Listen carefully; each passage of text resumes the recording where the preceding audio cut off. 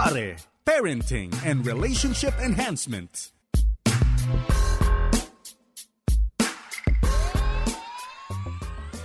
Blessed weekend po mga kapatid. Dito po ang inyong mga pare. Dito po sa programang Pare or Parenting and Relationship Enhancement. Ang programa pong ito ay hango sa The World Needs a Father, isang fatherhood movement na ang layunin ay sanayin ng mga tatay, mag-provide ng community para sa mga tatay at bigyan po tayo ng mas marami pang kaalaman at kasanayan na talagang tutulong na ang ating mga sambahayan po ay umayon sa nais ng ating Panginoon. Siyempre kasama natin, hindi lang po ito kasama sa programa. Kasama natin sila sa adhikain po ng The World Needs a Father. At ngayon, kasama natin sa programang Paring Allison. Blessed weekend sa iyo. Isang mapagpalang araw po sa bawat isa. Isang mapagpalang araw, Paring Jebo at Paring Mark, no? Isang pagkakataon po sa amin na makapaglingkod po sa bawat isa. Isang mapagpalang araw, Paring Pastor Mark. Ayan. Magandang araw, Paring Jebo, Paring Allison. Magandang araw sa inyong lahat, mga takapagpakinig ng ating programa na Pare. Yan, maraming salamat. So natutuwa po tayo na muli kami magkakasama ngayon. At syempre namimiss natin si Paring Dennis para po sa mga naghahanap sa kanya. Si Paring Dennis po ay kasama pa rin natin.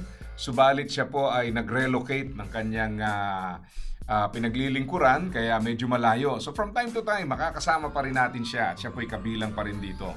Pero sa ngayon po ay eto ang inyong tatlong pare at tayo po ay merong napakagandang pagtatalakay sa pagkakataong ito. February kasi. February So tatalakayin natin tungkol sa pag-ibig. Ayan. Pero bago tayo pumunta dun sa specific topic natin tungkol sa pag-ibig, alam mo, marami kasi tayong mga maling kasanayan sa pag-ibig. Kinagisnan, sa madaling sabi. Nasanay tayo na pag sinabing pag-ibig, ito ay isang damdamin. Para bang puro emosyon lang. Na alam naman natin, ang emosyon, mabilis magpalit yan. Bago-bago. Masaya, mamayang maiinis.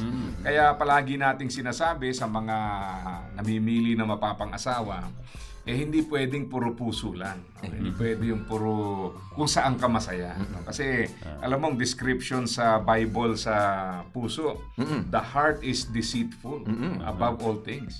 So yung description na yon ay babala para sa atin na yes, paminsan parang ang sarap sundin ang ating puso, pero maging maingat tayo dahil pag sinunod mo yan at yan ay hindi na-train ng salita ng Diyos, pwede tayong dalhin sa kapahamakan.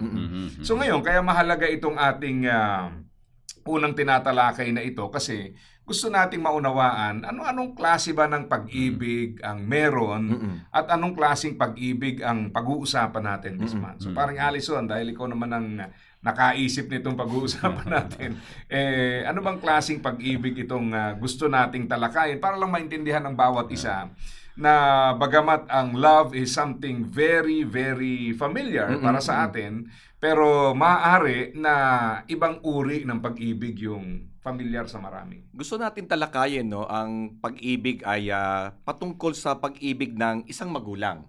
Sapagkat bagamat ito ay natural na sa isang magulang ang magmahal, ika nga nila, ay kailangan pa rin natin unawain ang mga aspeto, no, ng pagmamahal ng isang magulang. Mamaya mariringgan po natin yung tinatawag nating mga emotional, no, na kind of love. Sapagkat itong emotional kind of love na to, nagbibigay ito ng seguridad, no, security, no, sa ating anak. Na alam niyo yun, Paring Jebo, na no matter what you do, hindi nagbabago ang pag-ibig ng isang magulang. Ang tawag po nila doon ay unconditional kind of love. At mahalaga ito, no, sa atin, lalo na po sa mga tatay, dinidiscuss po natin yun sa The World Needs a Father, tinatawag nating emotional security. Kaya yun ang nais po nating pag-usapan at iinog po ang ating pag-uusap po doon. Okay, ganda yon. So, unconditional love. Na hindi ito ang kinasanayan natin, hindi ito ang kinagisnan, at hindi rin ito ang gusto nating ibigay. Gusto nating tanggapin, syempre, no? Pero hindi ito yung gusto nating ibigay. Ngayon, Pastor Mark, syempre, unconditional love, no? Alam natin, medyo bigatin tong tong salitang ito, Oo, unconditional. Paano ba natin ma-distinguish yun? Kasi sa iba, pag sinabing unconditional, itolerate mo na lang. Parang kahit ano lang, tanggapin mo lang yan. Pero pag sinabi ba nating unconditional, ito ba'y pag-ibig na nagtotolerate? O paano natin unawain tong unconditional love? Magandang tanong yan sapagkat actually, di ba, recently pinag-uusapan yan di ba? May nabasa ako na isang nag-viral sa social media yung tungkol sa pag-ibig ng isang, sabihin na natin, si Lea Salonga, yung kanyang anak. Now, of course, hindi ko husgan yung ating kababayan na si Lea. Pero it's a good subject to talk about, di ba? Kasi ano ba talaga ang pag-ibig, di ba? Ito-tolerate mo na lang ba ang isang tao? Ang tunay na pag-ibig actually is number one, it's a commitment, di ba? Commitment yun sa isang tao. And then secondly, it is a commitment to seek their highest good, di ba? To seek the good of the person, what is best for the person. So therefore, kapag, lalo na sa bilang sa isang Kristiyano, kapag yung tao, let's say, asawa mo, anak mo, or whoever, di ba, mahal mo sa buhay, nakikita mo, papunta siya sa isang daan o isang path na alam mo makakasama sa kanya. It will end up in misery or destruction. And alam naman natin, as Bible-believing Christians, when we indulge in sinful behavior, talagang it will end up in misery. So if you see a person na papunta sa ganon na direksyon, if you really love that person, then you need to tell the truth. Not because you want to destroy or to prove that you are right. Gusto mo lang kasi mapabuti yung mahal mo sa buhay. Alam mo kasi ito yung tamang direksyon So yun yung pag-ibig, it's a balance of accepting unconditionally the person, di ba? Accepting him, yung accepting the person but ano ba tawag doon? Yung ikino-condemn mo, di ba? Yung inaano mo yung behavior niya. Yung maling ginagawa niya. Kino-correct mo. So, yun po ang tunay na pag-ibig. It's a commitment to seek the best interest of a person. To seek their highest good. Wow, ganda. Kaya kung titingnan natin sa Bible, sa Hebrews chapter 12, pinag-usapan yung discipline. Discipline. No? Pero in-explain na ang pagdidisiplina ay pagmamahal. No? So, napakabigat nun kasi unconditional love yun Ang Diyos natin nagmamahal pero nagdidisiplina. So, sa iba, parang pag sinabi mong unconditional, wag mong disiplinahin, itolerate mo. Pero hindi nga ganon. Maganda yung sinabi ni Pastor Mark. Merong lines na hindi natin pwedeng i-cross dahil yan ay, hindi para sa atin i-decide na gagawin ko ba o hindi. Na-decide na ng Panginoon yan Binigay na lang sa atin. The author of life, the giver of life, already created the boundaries.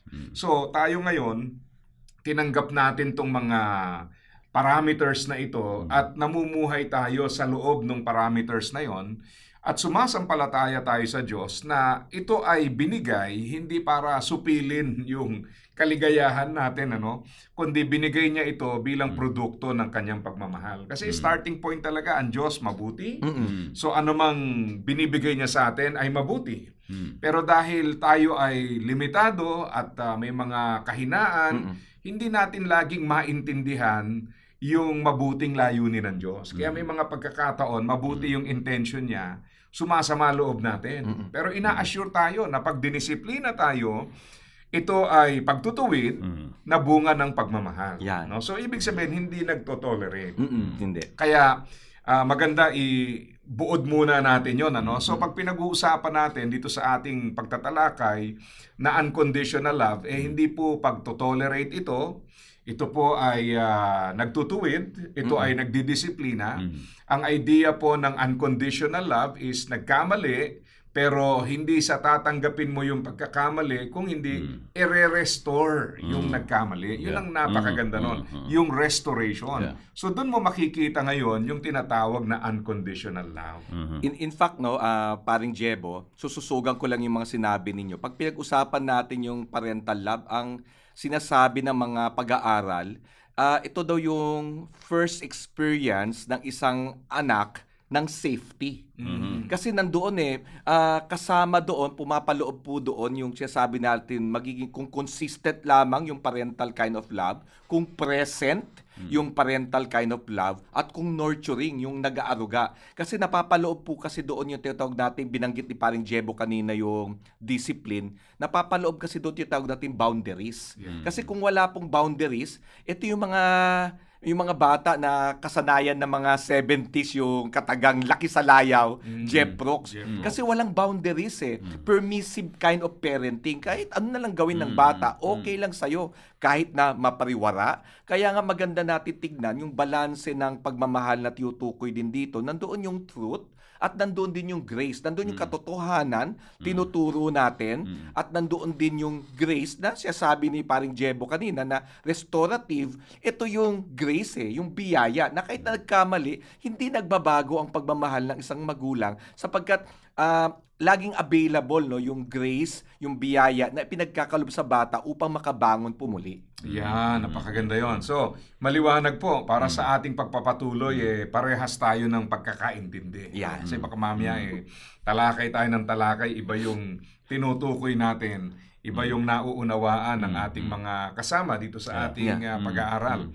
Kaya mahalaga po na ating maintindihan, binanggit mo kanina, sa The World Needs a Father, meron tayong yung Ruben Hill study case, Okay. na sinasabi ron, meron pong love and control. Yan. Pag ang isang bata, lahat ng gusto niya at pangangailangan niya, binigay mo, ang tawag doon, spoiled. Interesting, ano?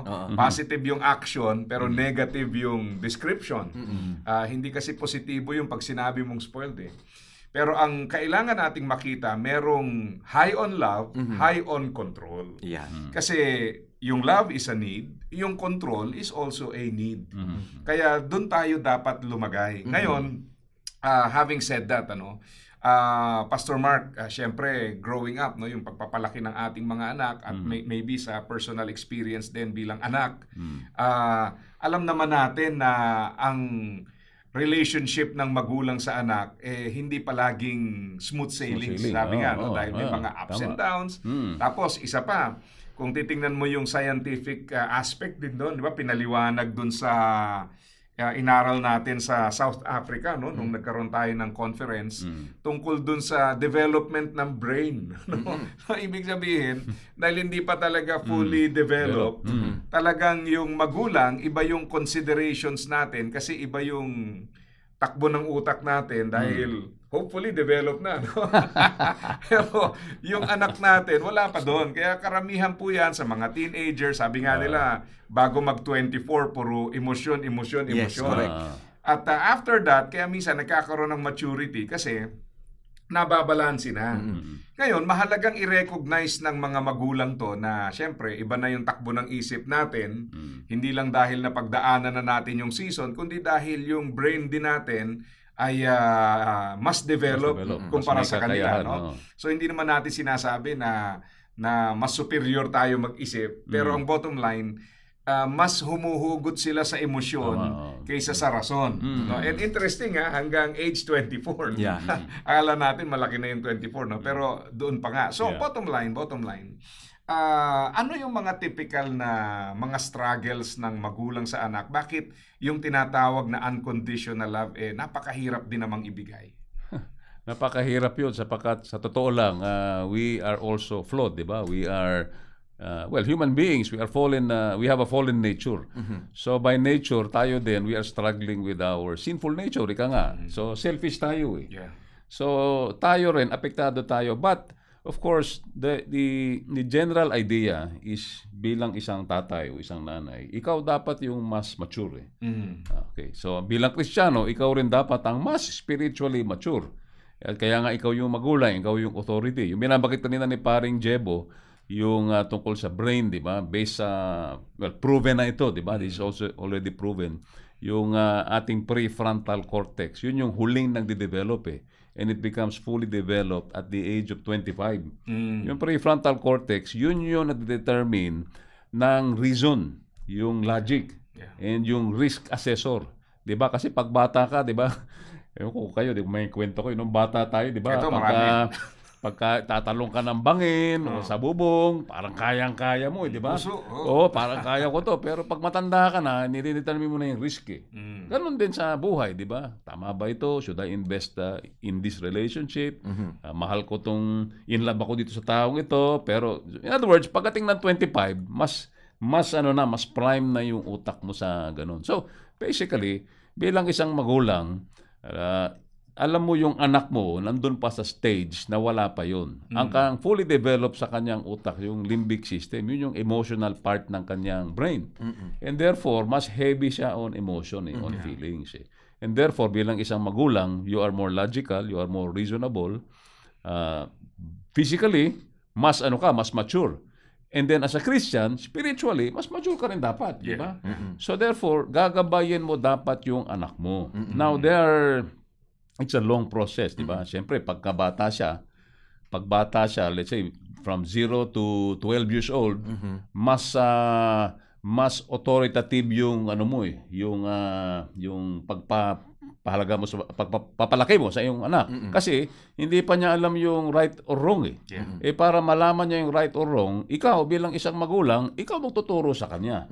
And ang goal mo is to help your child develop to understand what is right, what is wrong. In fact, di ba, sa The World is a Father, pinopromote natin, dapat yung mga pamilya, meron silang values, di ba? Yes. Family values. So that is the time you develop family values. Ang goal mo, ang family values, example, di ba? Sabihin ko, kunyari, sa pamilya ko, we value honesty. Di ba? We value honesty in this family. Gusto natin, ako sa asawa ko, ako sa inyo, kayo sa akin, we are honest to one another. We also value love, di ba? We love each other. So the idea is, tuturuan mo sa kanila yun pagdating ng from 0 to 12 years old. Now, pagdating ng 13 years old, doon na nag-iiba na naman yung brain development. Of course, mahabang talakayin yan.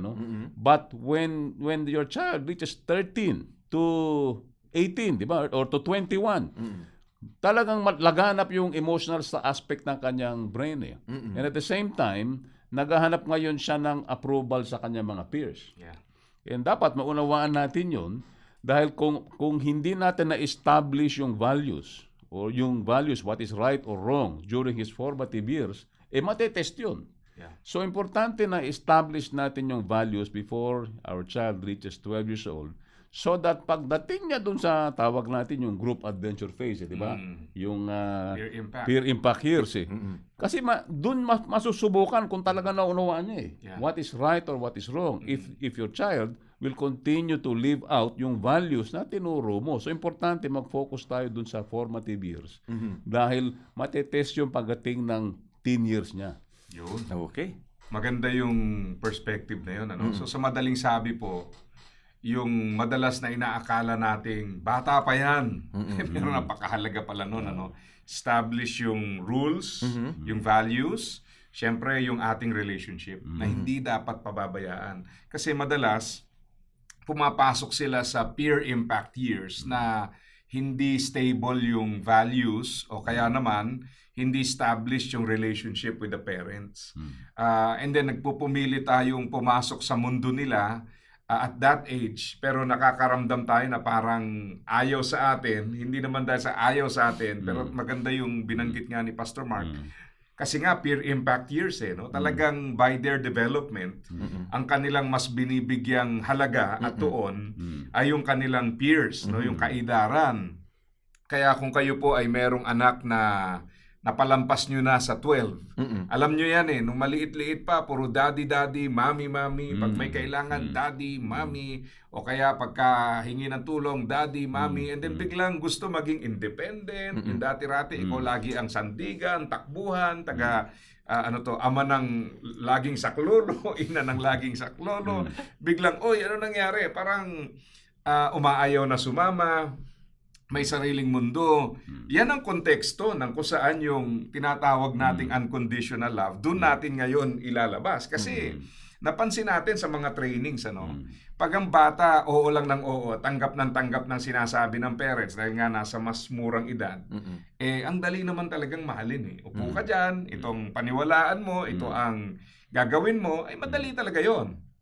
Pero once na sila po ay nag-figure out na ng kanilang mga pananaw at gumagawa ng desisyon base sa kanilang mga sariling pamantayan, yan, dyan na kadalasan yung mga nagkakaroon ng clash na yan.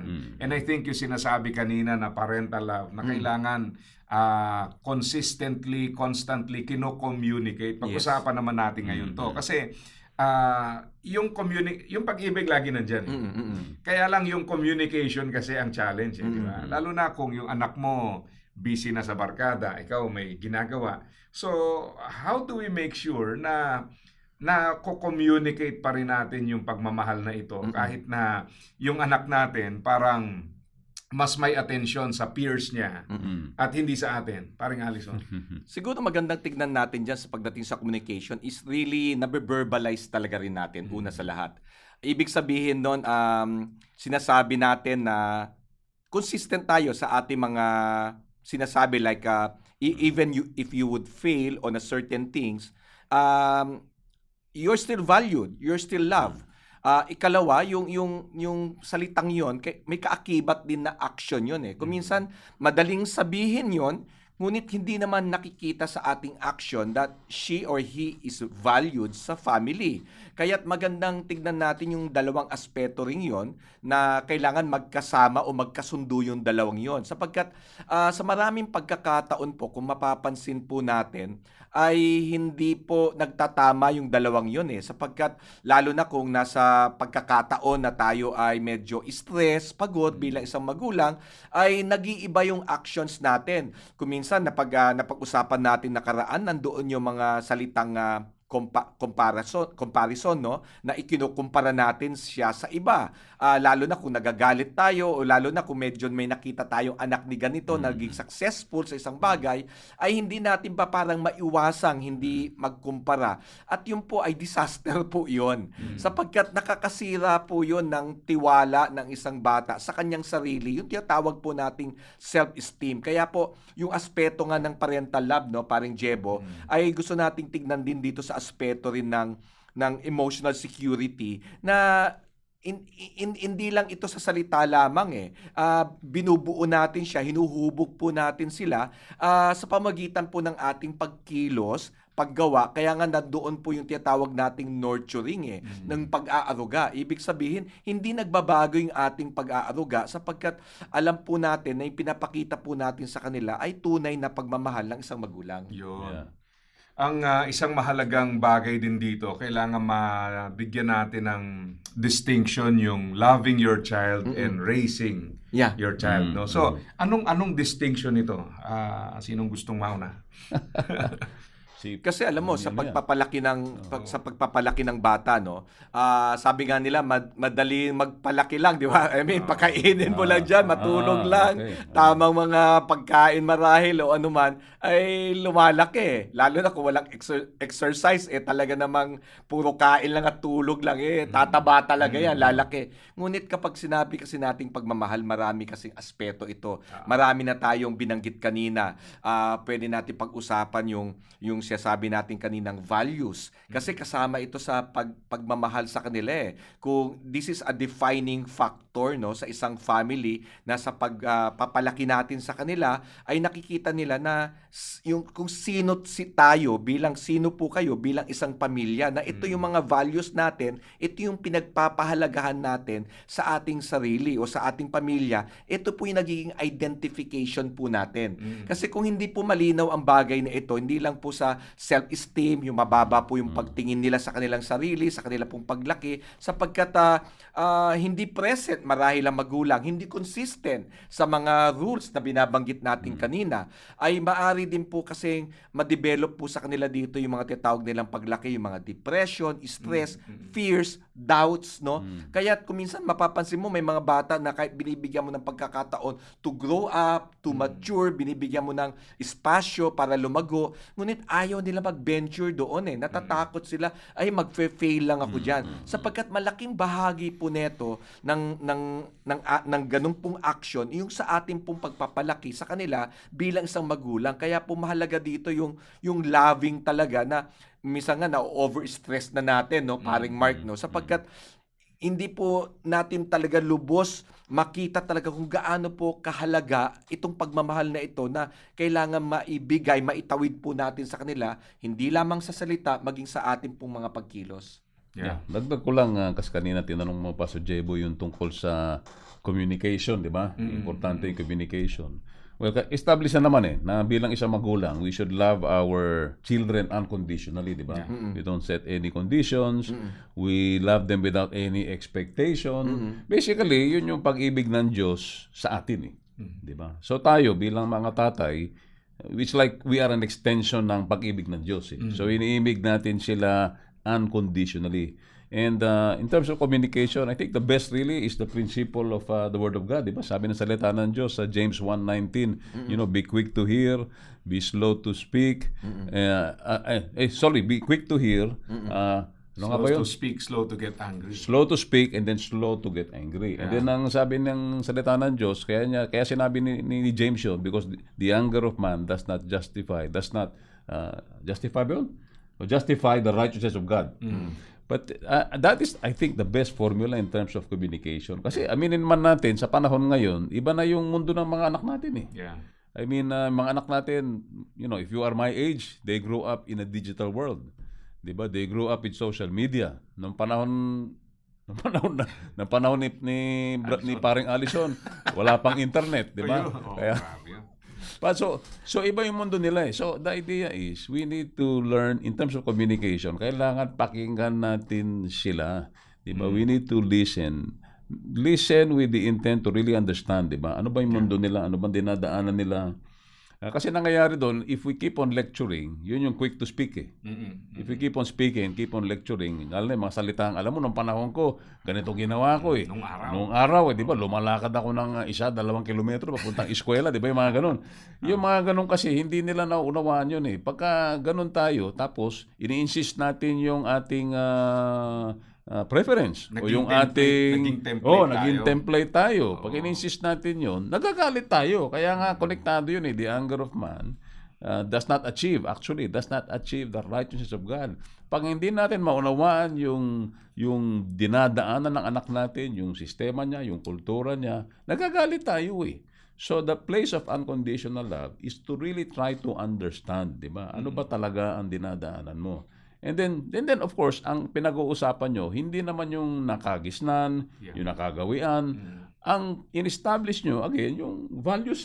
Ano mang values natin, di ba? So whether maglakad ka, papuntang eskwela, o sumakay ka ng kotse, ang importante naman, honest ka, importante, sumusunod ka sa salita ng Diyos. So yun dapat tayo mag-focus, di ba? Kasi kung yun din naman ang gusto ng anak natin, agree naman kayo bilang isang tatay o isang anak, kailangan yun ang ating pag-usapan. Intindihin natin sila and then try to understand the situation and find a middle ground. How can we uphold the values of our family given your situation? Yan, diba? yung konteksto. Yung konteksto. Yung sariling konteksto. Maganda yun, no? Kasi talagang, alam mo, ang problema paminsan yung miscommunication no? Kaya napakahalaga na i-communicate properly. So ilang bagay, no? Halimbawa, yung love expressing itself through presence.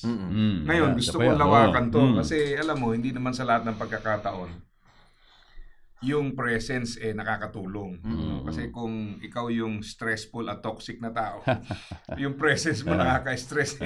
Di ba? Totoo yan Kasi di ba paminsan yung kailangan, sabi ko nga, pag tinatalaka yung commitment, we usually think of presence. Laging nandyan yan, presence. Pero ang mas malawak doon, ano ba epekto nung presensya mo? Kasi baka mamaya, lagi ka nga nandun, pero sa isip nila, sana wala na lang to dito. Di ba? So lalawakan natin ngayon doon. Kailangan isipin natin, yung presence natin should be an expression of love. Hindi pressure kundi support. Di ba? Baka mamaya yung anak mo either lumalaban sa isang sports o nasa isang activity sa school. Dapat yung pag nakita tayo, they feel safe. Hindi yung pressured na, ako nandito, kailangan galingan ko, kailangan ko manalo. Kasi otherwise, yes, nandun ka nga, hindi ka nga nawala sa mga activities niya at maipagmamalaki mo as father or maybe as parents na, ay, wala akong inabsenan. Pero yun pala, hindi naman niya na-appreciate yung presence kasi nga ang dala ng presence is pressure. Pressure. Pero kung itatama natin yung layunin ng presence natin, we go beyond just physical presence. Alam niya na nandun ka to support, to accept. I remember yung daughter ko, lumaban siya sa taekwondo na maraming beses na, pero isa sa mga laban niya, nandun ako, nanalo siya dun sa isang laban na lagi siyang talo nung kalaban na yon, no? Kasi lower belt siya nasa red, tapos ang kalaban niya is black. So malaking difference, no? So nanalo ngayon, natalo niya yung una, but she was unprepared dun sa next kasi hindi niya inaakala na matatalo niya tong una. So naglaban sila nung pangalawa, brown belter, so mas mababa yung belt as compared dun sa nauna, pero mas mataas pa rin sa kanya, iba yung galawan. So talagang doon ko nakita na naiyak siya kasi alam mo yung halo-halong emosyon, ano? And then, yun nga, niyakap ko siya and then hinayaan ko lang siya umiyak and then sinasabi ko nga sa kanya, you did well, anak, kung tutusin, hindi mo malampasan yan Ngayon, nalampasan mo yan. So that in itself is very good. Mag-iganti kita. Ako lalaban. Hindi ganon. Yung ganon, di ba? Yung we make sure na we're not only present, pero yung presence natin would amount to something more no, than just giving of time. So napakahalaga yun. Kasi minsan, yun nga para bang, hindi ako nawala sa mga activity niyan. We ask ourselves, ano bang epekto ng presence natin? Baka mamaya hindi nga tayo nawala pero mas gusto nilang wala tayo doon. Di ba? So yun. Kaya napakaganda yung mga sinasabi kanina na we be intentional, di ba? Na talagang nandun yung values natin, nandun yung pag-intindi, pag-unawa natin na magkaiba ng konteksto, hindi ba? Para ang dating, hindi ito nandito para i-criticize na naman ako, hanapan ako ng mali, o kaya naman ay i-pressure akong maging pinakamagaling. So, yan, kinakailangang i-check natin yung aspeto na yan. Ngayon, isa pang mahalagang bagay din dito, no, na ito nga, need ito Pero again, when you talk about needs, sometimes ang problem, when you address needs, hindi appreciated. So, ito yung discipline.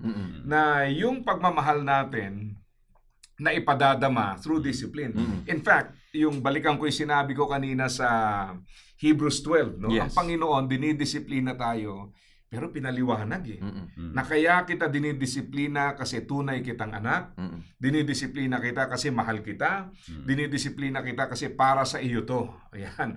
Imagine Diyos na yan may karapatang magdisiplina sa atin yan, pero still ini-explain niya na kailangan maintindihan mo na ito ay produkto ng pagmamahal, hindi ng kalupitan. May hangarin na mag-restore, not to destroy. Ito ay may layuning maglagay sa iyo sa mas mainam na kalagayan, hindi para i-down ka. So imagine God Himself explaining this. Kahit na kung tutusin, hindi naman niya kailangan paliwanag to dahil Diyos siya Pero ine-explain niya sa atin dahil gusto niyang maintindihan natin. Growing up, ako, personally, yung parents ko, every time may discipline, may session ng discipline, ini-explain yan Honestly, talagang may mga times sa parang feeling mo, ini-scam ako nito dinisiplina ako, mahal daw. Mahal daw ako. Pero yun nga, pag dumating na yung time that you are reaping the benefits of that discipline, pag dumating yung time na nakita mo na yung consequences nung pamumuhay na inaakala mong maganda, at nakita mo yung mga pinapamarisan mo at kinaiinggitan mong malayang nagagawa yung gusto nila, wow, biglang na-realize mo something that you don't appreciate, all of a sudden, biglang na-appreciate mo. At pag naging magulang ka na rin, hindi mo lang na-appreciate, but you also implement. No? So, how do we do this naman? So, kasi alam mo, isang tanong ng mga Gen Z pag nagsiseminar ako, how does this look like? Ganun sila, no? Paano ang itsura nito? Paano mo ipapaliwanag yung pagmamahal sa kabila ng may pagdidisiplina? So, how do you do this? Sinasabi ng isa sa mga 4 na responsibilidad po ng The World Needs a Father, yung tinatawag po nilang establishing moral authority. Ang isa pong pagdidisiplina po ay bahagi po ito ng pag-establish po ng moral authority sa kanila. Kasi napakahirap po sa bata na hindi po klaro sa kanya kung anong kahulugan ng moral authority. Kasi sa paglaki po niya ay magiging delikado po ito kasi wala po siyang kikilalaning otoridad sa kanyang buhay, morally speaking. Kaya nga po, isa po sa tinuturo po na sa establishing moral authority, ang sinasabi, it bestows benefit. Ibig sabihin pala, kapag nag-exercise pala tayo, paring Jebo, ng discipline, ang isang intention pala nun ay magbigay ng benepisyo, no, sa atin pong anak on this case. Kaya't mahalagang tignan po natin yun na kapag nakita natin, bakit bakit may traffic enforcer, dinidisiplina ang mga riders, ang mga tao. Chaotic yun kasi sa crossroads. Kung bahala kayo kung sinong gusto nyo mauna dyan sa gitna, bahala kayo magbanggaan. Chaotic po yung kaguluhan po ang resulta po noon. Ganon din po ang ating pong pagmamagulang. Kapag meron pong pagdidisiplina, ang layunin po nun ay magbigay po ng tinatawag po nating benepisyo po, no? Ikalawang kailangan din po natin tignan po dito ay yung sinasabi natin na tayo na nag-enforce ng discipline, we also must learn to submit to a higher loyalty. Di ba? Kasi kung minsan, ang taas ng hinihingi mong standard sa anak mo, yung rules. Pero ikaw mismo, sabi mo, anak, pagdating ng alas 8, pagkatapos mag-aral, wala nang wala nang cellphone, wala nang laptop, wala nang gaming, 1 hour before bago matulog, wala na yan Pero ikaw pala hanggang 12 midnight nagne-Netflix ka. Gagamitin mo pala kasi humihina yung signal, paring Mark kailangan kapag po yun, kapag tayo mismo na nag-enforce, kasama pala tayo doon, no? We must learn how to submit to a higher loyalty. Yun. May dagdag ko lang, Pastor Jebo. I think importante. Unang-una kasi yung discipline is part of love. Diba? Sabi nga ng Hebrews, diba, chapter 12, diba? Those whom the Lord loves, He disciplines. Yan. Yes. And then He says in verse 7, it is for discipline that we endure. God deals with us as with sons. For what is son is there whom his father does not discipline. But if you are without discipline, of which all have become partakers, then you are illegitimate children and not sons. So, ang ganda nung salita ng Diyos Ang sinasabi ng Panginoon na kung tunay kang anak ng Diyos, may disiplina ka. Kasi ang nais ng Panginoon, mapabuti ka, mapatulad ka, nakatulad ni Kristo. Ngayon, kung wala kang disiplina, ang sinasabi ng salita ng Diyos, then perhaps it's possible na hindi ka anak ng Diyos, di ba? Saan mo gusto lumagay? Anak ka ba ng Diyos o hindi? So, in other words, ang tamang mindset ng isang bata o isang anak, o kahit tayo, is we welcome discipline because it is for our good Now, practically, how does that happen? In our experience, and as I was taught also, importante, lalo na kung malilit pa yung mga anak nyo, kung meron po kayong anak na maliit, kailangan establish nyo ano ba yung rules ninyo sa bahay. Now, it does not have to be many. Kasi imagine mo kung yung anak mo is 5 years old, di ba? Alam nga naman meron kang 10 commandments na... So, I advise, 2 or 3 rules, di ba? For a 5-year-old or less, 2 or 3 rules. In our case, ang 3 rules namin sa bahay, nung malilit yung mga anak ko, number 1, you should obey your daddy, your mommy. You obey mo kami. Number 2, you should respect us, di ba? The way you talk to us, may respeto. And then number 3, kailangan you don't tell a lie. Di ba? So meron kami 3 rules. And yung 3 rules na yun, pinapamemorize ko sa kanila. Kasi kailangan maunawaan nila ng pamilya, ito yung rules ng pamilya natin. Na kung may lumabag, binanggit ni paring Alison, di ba, yung kailangan, so pag ikaw nagmamaneho, lumabag ka ng rules sa daan, talagang uhulihin ka. Disiplina yun So, ganun din sa pamilya. So, kaya mo kino-communicate yun. Basically, ang sinasabi mo bilang isang authority, bilang isang magulang, kapag nilabag mo isa sa mga rules na ito, then you will have discipline. Now, of course, there's many forms of discipline, and I don't know kung pag-uusapan natin yon. Now, of course, biblically, some parents, they spank their children. Diba? Pero, siyempre, kailangan meron din. So, the idea is, these are the rules, and we agree that we will live by these rules. Pero the moment na lumabag kayo, then there will be discipline. Yeah. And of course, when that happens, yun na mahirap eh. Pag nangyari yun, importante na you come from a position of love eh. Di ba? Na anak, nilabag mo yung rules. Di ba? Pinag-usapan natin to. Di ba? Ano bang ginawa mo? Di ba kahapon? Did you obey daddy? Yeah. Sabi niya, I did not obey. Oh, what will happen if you don't obey, if you disobey? I will get disciplined. Oh, then we will proceed, di ba? And the rule there is you should approach that in a spirit of love. In other words, pag galit ka, Wag muna. pag nainis ka, wag muna. Withhold mo Diba? muna. Medyo relax ka muna ng konti. But the discipline should happen. So when you are already relaxed, perhaps you will also have compassion, di ba? Kasi di pa niya alam talaga yung, matigas pa yung ulo eh. And then you enforce the discipline. And then after you enforce the discipline, you again talk to your child and say, anak, I love you. Parang yung kinakwento ni paring Jebo kanina, di ba? Habang explanation, di ba? I love you. And the reason why I'm doing this is because I want you to be like Jesus Christ. Gusto ko mapabuti ka eh. So, halimbawa, the way I explain it, sabi ko, one day, pag wala na ang daddy mo, makakaroon ka ng teacher. Pag nagtrabaho ka, makakaroon ka ng boss. Meron talagang taong above you. There will be people in authority. And if you don't learn to obey now, then most likely, hindi ka rin mag-obey in the future. So ngayon pa lang, tinuturuan kita paano mag-obey. So the idea is, hindi naman to para sa akin eh. Para sa iyo ito eh. Yes. So when you communicate it that way, the child begins to understand, this is for me, not for, hindi dahil mayabang yung tatay ko, na yung pride niya, na-prick yung pride niya.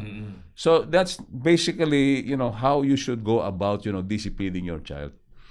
Yan, napakaganda yon, yung talagang may paglilinaw. Kasi napakadaling ma-misinterpret yung disciplinary action, so kailangang i-explain. At the same time, I think yung tinatawag na emotional bank account, alam mo, maganda yun eh. Narinig ko yun eh. At sabi ko, maganda nga naman to. No? Kasi ibig sabihin, every time may negative kang nagawa, or something na hindi naman negative, pero perceived as negative, like discipline. Yeah. Emotional bank account, simple lang, deposit, withdraw. So any negative action, whether negative talaga or perceived as negative, is a withdrawal. So, kaya kailangan may deposit eh. Tama, Ibig sabihin, di ba, binabalance natin yan na hindi lang naman tayo nandyan tuwing sisitahin natin. Kailangan meron tayong puhunan, so to speak, no? Yung time na kasama natin sila, yung masasayang mga panahon, para pag dumating yung mga times na we have to correct them, meron silang good memories, meron tayong deposito sa emotional bank account natin na hindi tayo anong tawag diyan pag magsasara na? Closing. Bankrupt tayo. So, yun, napakahalaga pala yun. Kaya, kinakailangan din nating isipin na yung pagmamahal, merong pagmamahal na positibo ang dating, may pagmamahal na negatibo ang dating. Sa atin lahat yun pagmamahal eh. Dinidish out natin yung pagmamahal. Pero sa kanila, sinosort out. No? Ito, negative to, pero pagmamahal daw. So parang may question pa yun sa isip nila. Yung iba naman, ito, maliwanag, pagmamahal to. So don't assume na dahil ang kino-communicate mo ay love, it is understood as love. So yun ang bottom line. Kaya kinakailangan, as much as we can, magdeposito tayo. Yes. Maganda yan, parin Jebo. Kasi yun yung paghuhugutan eh. Di ba? Minsan, alam mo, maiisip nila, hindi ako mahal ng magulang ko. Pero hindi, mahal ako niya kasi ito, yan. So sila mismo, they will reason out. At maalala nila yung ang daming deposit. Di ba? Hindi, mahal ako nito. May pangyayaring ganito, pero itong kanilang pakikitungo sa akin. So lahat yan, babalikan yan eh. Babalikan yan. Hindi, maganda nga yan parin Jebo, nabanggit mo yan eh. Kasi yun din ang advice ko. Kung ano ba tawag doon? Overdrawn ka na. Di ba? Kasi madali pag-usapan yung discipline eh. And I think bilang mga Pinoy, di ba? Tayong mga Asians, di ba? Very heavy side sa discipline eh. Yes. Pero yun nga ang advice ko sa mga magulang, sa mga tatay, pagka kulang yung emotional bank account mo sa anak mo, I think there's also wisdom na medyo yung discipline mo, also withhold mo rin ng konti. Kasi imagine mo, yung lahat or the few encounters na makausap ka ng anak mo, puro discipline. Hindi naman maganda yun. Talagang your child will become rebellious.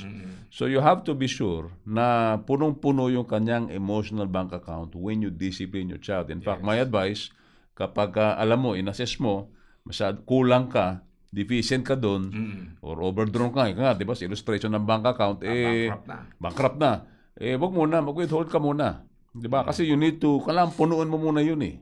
Kasi kung hindi, yung discipline mo will not be received very well. Tama.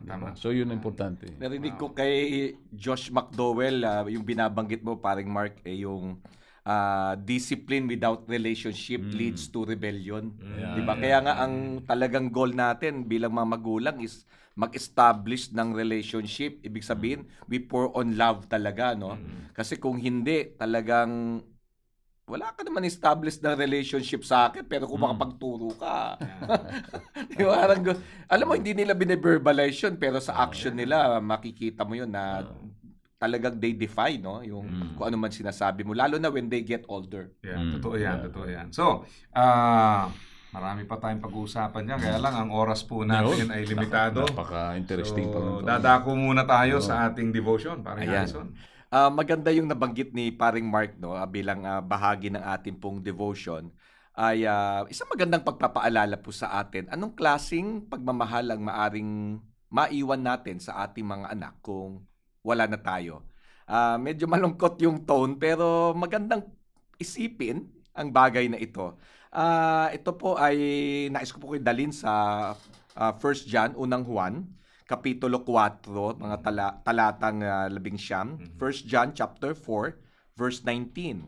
Ang sabi po dito, we love because He first loved us.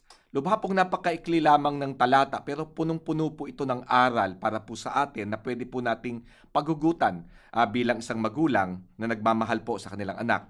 Salin po sa ang salita ng Diyos, umiibig tayo sa Diyos dahil Siya ang unang umibig sa atin. Lubha pong napakalinaw neto. Then, I just would like to give you some implications po ng talatang ito sa atin pong paglakad bilang mananampalataya at bilang magulang sa ating pong mga anak. Unang-una po dito makikita natin na ang pag-ibig natin sa Diyos ay tugon. Our love for God is simply a response to His love. Sino na po dito ang nasubukan po ninyong manligaw marahil, no? Bago kayo sagutin na asawa nyo na ngayon, kayo pong unang nag-offer, no? Yung mga kalalakihan nag-offer ng kanilang intention, no? Ng pagmamahal sa kanilang kabiyak na ngayon. At ang babae ay tumutugon po dito. Ganun po ang nangyari dito. Mulat sa pulpa po, ganun po kalalim, kalaki ang pag-ibig ng Diyos sa bawat isa po sa atin. At tayo po ay tumugon po dito. At nakita po natin ang laki ng pagmamahal na ito sa pamagitan po ng kamatayan ni Jesus sa krus ng Kalbaryo na umako po sa lahat ng ating mga kasalanan. Hindi po sa atin nagmula ang pag-ibig kung hindi sa Diyos. Ikalawa, marahil pwede po natin makita dito na ang pag-ibig ay nakaugat sa biyaya. It is really by the grace of the Lord. Hindi po sa ating mga mabubuting gawa. Kasi sinasabi rin po ng isang talata that God, sabi sa Roma, that God demonstrated His love towards us, that while we were yet sinners, Christ died for us. Ganun po ang pagmamahal ng Diyos sa pamagitan po ito ng biyaya po niya na iniukol niya po sa bawat isa sa atin. Kaya po, bago pa lamang po kami na naglilingkod sa Diyos, hindi dahil sa paglilingkod sa Diyos kaya minamahal po kami ng Panginoon, kung hindi itong ginagawa po namin paglilingkod ay tugon po sa pagmamahal po ng Diyos sa atin. Kaya po, nagagawa po natin ang mga bagay na ito katulad ng pagmamahal po natin sa ating anak, kasi una sa lahat, naranasan po natin ang pag-ibig po ng Diyos. Kaya ito rin po ang atin pong naipagkakaloob sa kanila. Nagbibigay rin po ito ng katiyakan at seguridad. Alam mo, ang isa sa pinakamalungkot po marahil sa isang anak ay hindi po siya nakatitiyak ng pagmamahal ng isang magulang. Lagi po siyang unsure, di ba? Ako ba ay mahal ng aking magulang kasi nga first honor ako?